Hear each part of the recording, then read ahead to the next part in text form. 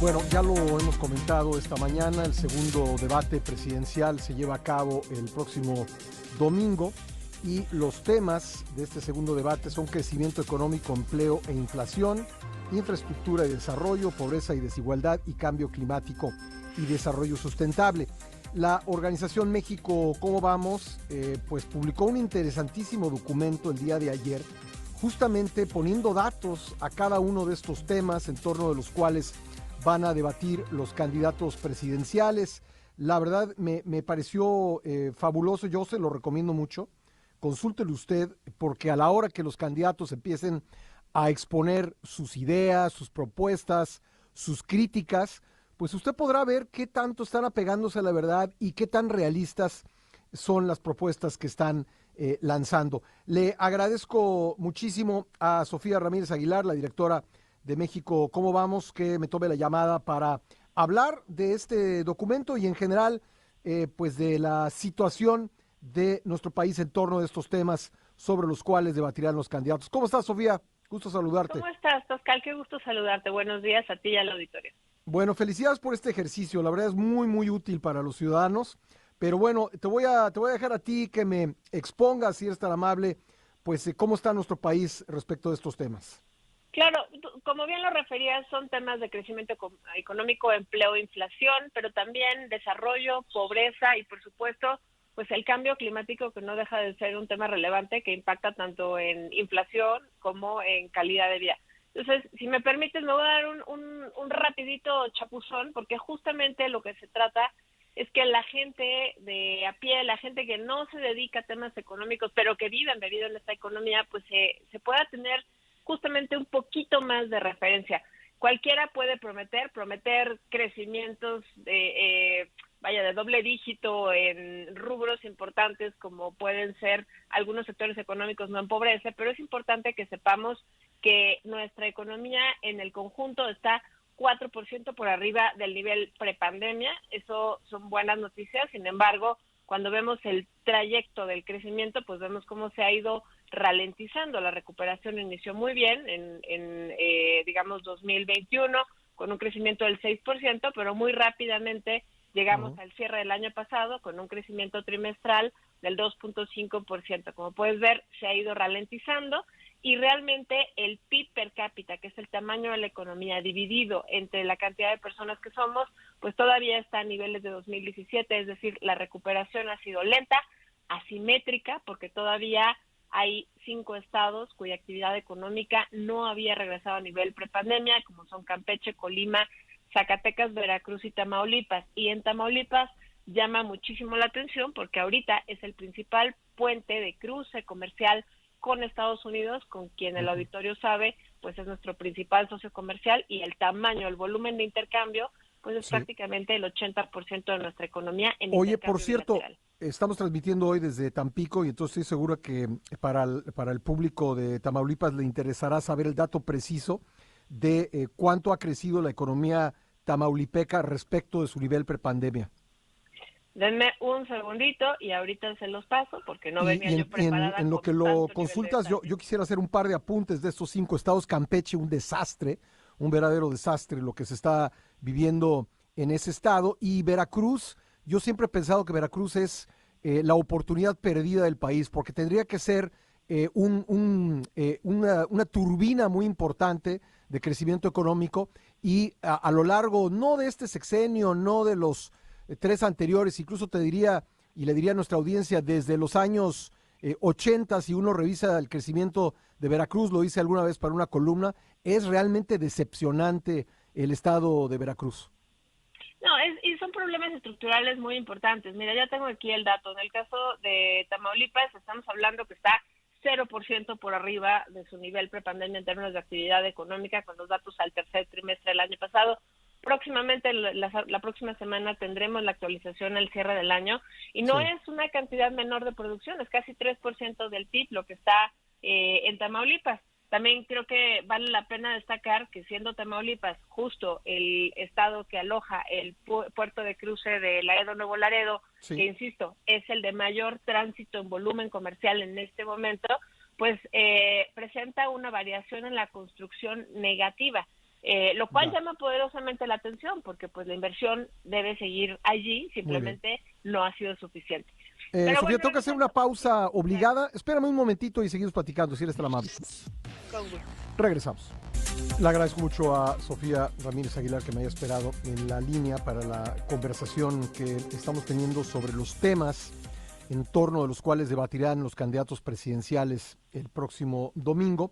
Y bueno, me decías, Sofía, si bien el país pues ha crecido respecto de su nivel prepandemia, 3.9, 4%, hay todavía pues 5 estados que no han logrado salir de ese bache, que son Campeche, Colima, Zacatecas, Veracruz y Tamaulipas. Y también me comentabas el tema del PIB per cápita, que está en estos momentos en niveles de 2017.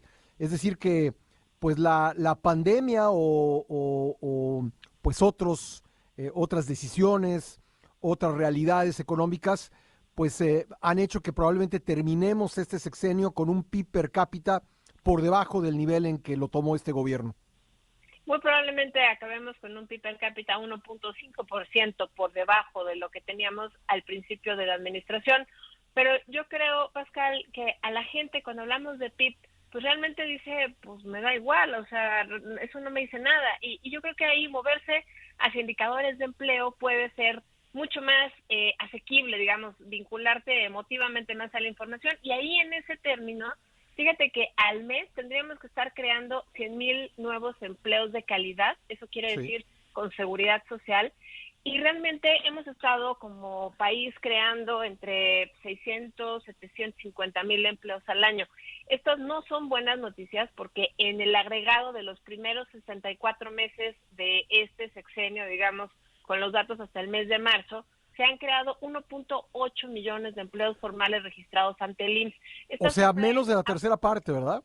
Menos de la tercera parte de lo que requerimos. Sí, sin duda. Y además tenemos pues una cifra pues muy parecida a la que había en el sexenio de Calderón, de 1.7 millones de empleos registrados ante el IMSS, pero muy por debajo de la que teníamos en el sexenio de Peña. Ojo, no estoy diciendo que ellos hayan sido mejores o peores presidentes, estoy vinculándolo únicamente al empleo y ahí pues la diferencia es de 3.5 millones en el sexenio Peña a 1.8 millones en el sexenio López Obrador. Cierto que se nos cruzó una pandemia y el diferencial de lo que hubiéramos tenido en empleo formal si no hubiera habido la pandemia es de 800,000 empleos, números redondos. Entonces estaríamos hablando de que tendríamos 2.6 millones, pero seguimos por debajo del último sexenio, Pascal. Ahora, si nos comparamos con otros países, de economías grandes, hay países que les fue pues mucho mejor que a México con todo y la pandemia, países como Irlanda, países como Vietnam, por ejemplo.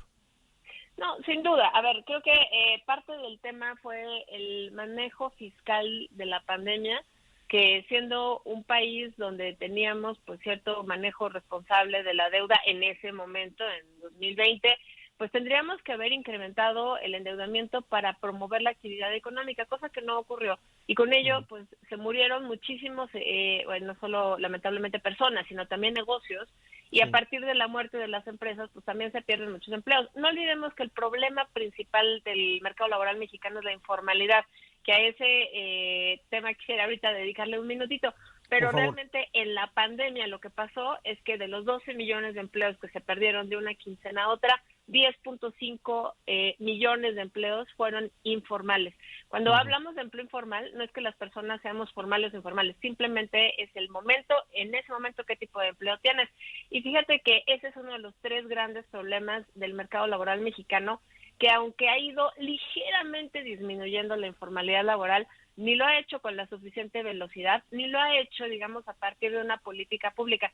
Cuando hablamos del aumento al salario mínimo, sin duda fue una cosa buena, estos aumentos son los que hemos visto en los últimos años, pero realmente pues eso no le aplica a la informalidad laboral. Lo que aumenta los salarios en la informalidad laboral, que eso también lo hemos visto, o en el promedio de la economía, tiene más que ver con el crecimiento y el dinamismo económico, que en el caso mexicano pues, está íntimamente relacionado al crecimiento de la economía norteamericana. Y otros 2 problemas fundamentales del mercado laboral mexicano son la baja participación de las mujeres, 46 de cada 100 mujeres en edad de trabajar lo hacemos, mientras que los hombres son 76 de cada 100. Y esto no solamente es un tema de violencia económica y círculos de violencia que nos impiden salir a las mujeres muchas veces de entornos familiares pues violentos, sino que también es un tema económico. El PIB per cápita sería 22% más alto, según cálculos del Banco Mundial, en el caso mexicano, si las mujeres trabajáramos en la misma proporción que los hombres. Y esto pues obviamente no es que las mujeres nos quedamos en la casa sin hacer nada, sino que el tiempo que le dedicamos a labores no remuneradas, como son crianza, atención del hogar y demás, es casi 3 veces mayor. Finalmente, la productividad laboral, muy vinculada a la informalidad, muy vinculada a la falta de inversión en habilidades, pero también en capital, digamos, en inversión fija bruta, pues está a niveles de 2009, no ha regresado a niveles prepandemia, pero ya era también un problema desde 2015. Entonces, como puedes ver, un mercado laboral con muchos retos. Oye, nos quedan un par de minutos. Por favor, si te parece bien, tratemos de hacer un comentario sobre la pobreza, que va a ser sin duda un tema dominante de este debate. Sin duda va a ser muy relevante. Tenemos distintas mediciones de pobreza. Por supuesto que la pobreza extrema, que es esta donde la gente no tiene literal suficiente dinero, a pesar de las transferencias, a pesar de las remesas, a pesar de todo para comprar comida, la pobreza extrema aumentó en 400,000 personas según el Coneval entre 2018 y 2022. Es una métrica que se actualiza cada par de años, por lo tanto no tenemos todavía los datos a 2024, pero la pobreza general, digamos esa que mide la multidimensionalidad, esa disminuyó en 5.6 puntos porcentuales, sigue siendo casi un tercio, un poquito más de un tercio de la población la que vive en situación de pobreza multidimensional, pero también creo que hay dos rubros que son importantes. Uno, pobreza laboral, esa la podemos medir cada trimestre. Ahí tenemos 48 millones de mexicanas y mexicanos que viven en hogares donde no alcanza para comprar comida para todos los integrantes del hogar. Eso en pleno 2024 me parece una cosa escandalosa. Hay 50 millones de personas, Pascal, que carecen de acceso a servicios de salud, porque nuevamente la seguridad social y el acceso a los servicios de salud en México está muy vinculado a tu estatus laboral, y pues dado que hay tanta informalidad laboral, pues la salud debiera ser uno de esos grandes pilares en los que el gobierno tendría que salir a poner las bases. Y creo que finalmente la desigualdad, ese va a ser un tema. Los hogares más pobres, Pascal, cada vez que se habla de una reforma fiscal y de elevar los impuestos generales, como puede ser al consumo, el IVA, porque ojo, también las personas en la informalidad pagan impuestos porque todos consumimos.